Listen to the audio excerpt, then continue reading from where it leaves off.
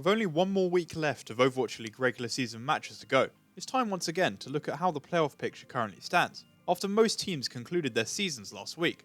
Both the top 6 and top 12 have now almost been fully determined, so I'll discuss how it all shapes up, before briefly previewing the LA Valiant Homestand, which starts tomorrow, to see which matches there can still have an impact, even at this very late stage.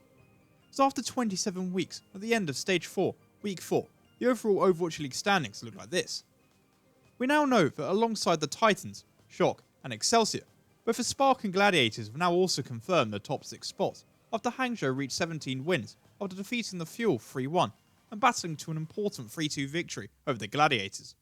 But despite this defeat, because London and Seoul both lost, this LA side's win total and map differential is still good enough to see the top 6 place confirmed.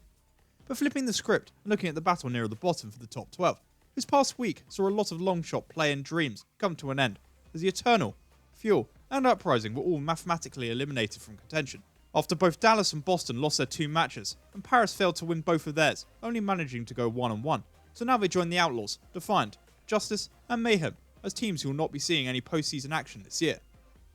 Regarding the other teams though, the major difference in the playoff picture from this week to last week is that we now know that many of the sides will be involved in the play-in tournament due to finishing 12th or better in the overall standings. But whilst these sides cannot drop out of the top 12, in the case of the Seoul Dynasty, Guangzhou Charge, Philadelphia Fusion and Shanghai Dragons, they're all out of running for the top 6 spots as well.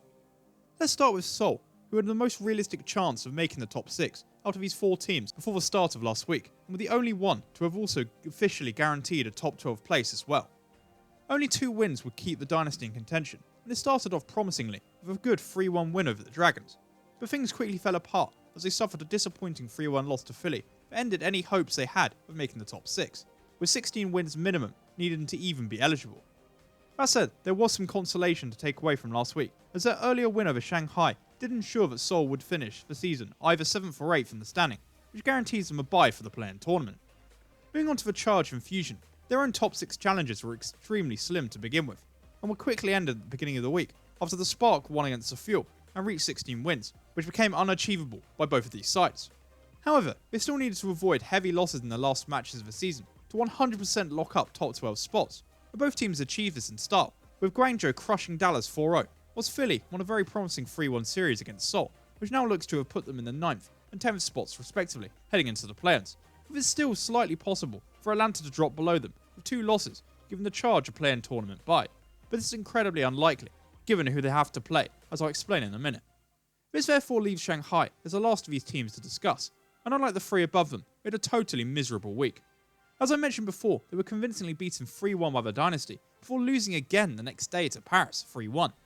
The reason in fact that their top 12 spot has been confirmed was due to the scorelines from the Chengdu matches. Due to a heavy loss to the Shock, before only beating Houston in map 5, the Dragons sit above them with a map differential of 5, meaning that even if Shanghai were to lose 4-0 in their final remaining series next week, they would just hang on within the top 12. But should the Valiant sneak in at the last minute, they would drop from 11th, where they currently sit, to 12th, arguably making their play-in tournament matches a little harder. That concludes the team we know are locked into the play-ins, but have no chance of making the top 6, or falling out of the top 12. But what about the teams that are still battling at either end of this equation? How about we begin with the top 6 contest, that after 1 week has been narrowed down to just 2 teams, the London Spitfire and Atlanta Reign.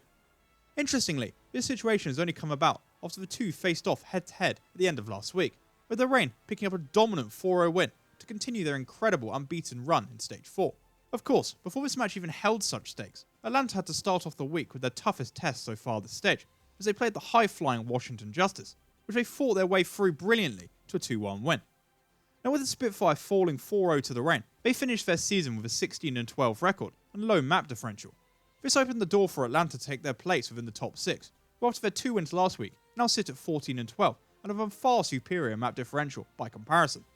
Given that they are at 5-0 at this stage, it wouldn't surprise people to see them win their last 2 matches. When you discover they're playing against Boston and Dallas, it just seems to be elementary at this point, with the only doubt being they spent this week prioritising the Sigma patch rather than their upcoming matches. And it's important to mention that whilst 2 wins could see them rise as high as 5th, a loss or 2 could potentially see them drop from 7th all the way down to 11th at worst. As for the top 12 battle, this has also been heavily narrowed down to 2 teams, with the Chengdu Hunters and LA Valiant. The interesting thing heading into week 4 was whilst the Hunters held an extra victory over the Valiant, their map differential was significantly worse.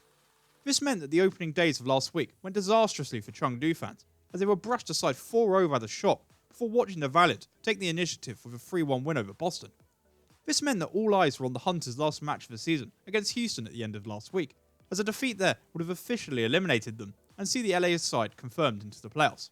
It was a very tense and tight affair, but Chengdu just managed to scrape it out in the end with a 3-2 win, which gives them the slight upper hand.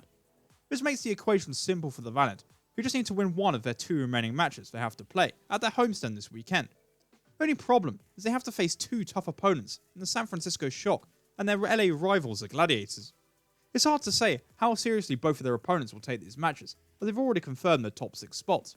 But assuming they do, I think the Valiant realistically have only got one shot against the inconsistent Gladiators, but I'll still peg them as underdogs, which is why I think Chengdu still hold the upper hand, their current position of 12th, despite having no control of how these matches will go. So looking ahead to the LA Valiant homestand, let's see what we have to look forward to from tomorrow as the Overwatch League regular season comes to a close. In terms of the matches themselves, the ones to watch for in terms of the playoff race will be Atlanta Reign vs Dallas Fuel and LA Gladiators vs LA Valiant on Saturday, as well as the Atlanta Reign vs Boston Uprising and San Francisco Shock vs LA Valiant on Sunday. That said, I think the other series will also be very fun and interesting to watch as well as the season comes to a close, and a lot of these competing sides set their sides on the play-ins and playoffs. On Saturday, the series between the Boston Uprising and New York Excelsior could potentially be quite close, given how poorly both of these sides have been playing this stage, whilst the following series brings us the 4th installment of the San Francisco Shock vs Vancouver Titans matchup, which if taken seriously for Pride, promises to be a fantastic watch. As for Sunday, the opening match between the Hangzhou Spark and Shanghai Dragons will tell us a bit more about these sides before they head into the play-ins and playoffs, having had quite inconsistent displays in Stage 4, whereas the New York Excelsior vs Vancouver series could be entertaining and potentially our last chance to see someone like Pine play this season. With Kit Kats, Bud Light and Dunk Tanks on offer at the LA Valiant homestand, it should be a good time for all those there. But it's our last chance to test for homestand style before it comes into full effect in 2020, so hopefully, with all the anticipation after the recent schedule review, a good number show up for this event and bring a great energy to add to the playing and viewing experience, and show the Overwatch League is making the right decision with this drastic evolution next year. And with that, we reach the end of this week's edition of my Overwatch League playoff race rundown, whilst I had a quick preview of the LA Valiant homestand weekend. I'd like to thank you for watching. I'm planning to upload a contenders video at some point over the weekend. However, if you enjoyed and don't want to miss out, please like, subscribe, and follow me on Twitter for continuing competitive Overwatch coverage and content. And I hope you enjoy the rest of your day.